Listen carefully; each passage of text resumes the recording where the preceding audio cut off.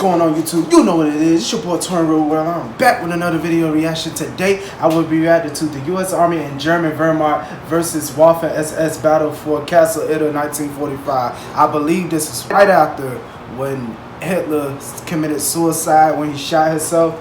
So look like it's gonna be a pretty good history video, so it could refresh in my memory a little bit.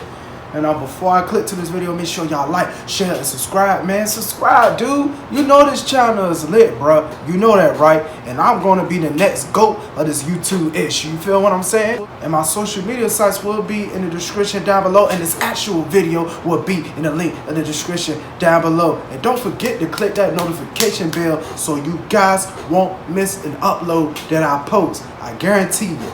You feel what I'm saying? Without further ado, let's get to this video, bro.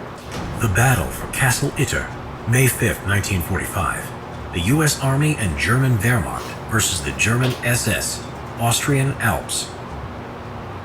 On May 5th, 1945, a few days after Hitler's suicide, American soldiers under command of U.S. Army Captain John C. Jack Lee Jr. teamed up with a number of Wehrmacht soldiers under German Major Josef Sepp Gungel, who was opposed to the Nazis and had been collaborating with the Austrian resistance. Joining them were French prisoners of war and a Waffen SS officer who had defected. Gungel had surrendered with a white flag from his vehicle to Captain John C. Jack Lee, who was close by, presenting the mission to rescue prisoners from Itter Castle. An attempt for assistance in a rescue by the castle's Czech cook had reached Austrian resistance in a nearby town, and as a result, reached Major Josef Gungel, who was now their leader. The first attempt to find help was by Yugoslav political prisoner Zvonimir Kukovic, but it had failed. While he had reached Major John Kramer's and the American 103rd Infantry Division, their heavily armored rescue attempt, which would use M10 tank destroyers, was recalled by heavy shelling and by superiors for encroaching into the territory of the U.S. 36th Division. The objective was to rescue VIPs from an Austrian castle called Schloss Itter in the Tyrol, now converted to a high-profile prison that held French VIPs, including the ex-prime ministers Paul Renaud and Edouard Daladier, a tennis star, and former military figures. The German guards at the castle had fled, and the prisoners had broken into the weapons room and armed themselves with pistols, rifles, and submachine guns. However, a German Waffen SS division was roaming around the nearby forest and had arrived to recapture the castle and execute the prisoners. The American and German group closed in on the castle, and Lee and Gungel greeted the unimpressed French prisoners who were expecting a bigger rescue force. Lee ordered the Sherman tank to park at the front gate so it could cover the road. Once the men had been fed, Lee, Gungel, and the young SS officer set up defensive positions and talked over strategies to defend the castle from the impending SS force. In the evening, a reconnaissance force of Waffen SS opened fire on the castle to test the enemy's strength.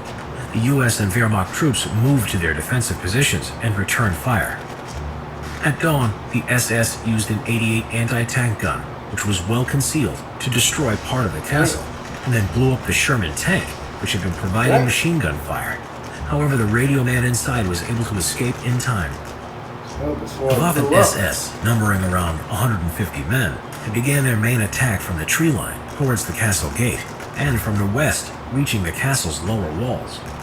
The American and German defenders, as well as the French prisoners, fired at the attackers from their high-up positions in the castle and loopholes. The SS managed to kill and wound several of the defenders, including Josef Gungel, who was killed by a sniper while trying to move French Prime Minister Renaud from harm. By the afternoon, Lee and the American and German defenders were running low on ammunition and were seeking reinforcements from Major John Kramer's, who had telephoned him with the assistance of Austrian partisans. A relief force was now on its way. As the situation was getting desperate, Lee accepted tennis star Jean Barotra's courageous offer to vault the castle wall and run past the SS strongpoints and ambushes to find and guide the reinforcements to the castle. Lee prepared for an SS breach of the walls and a close-quarters fight, until finally, at 4 p.m., the American reinforcements arrived with tanks, quickly defeating the Waffen SS force and taking many prisoners.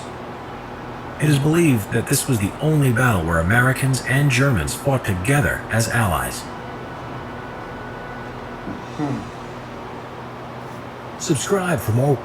Man, yeah, man. This helped me learn for the day. Like, without the German and SS, I don't know what kind of situation we would have been in. Like, even though us blacks been through a lot, you gotta look at it.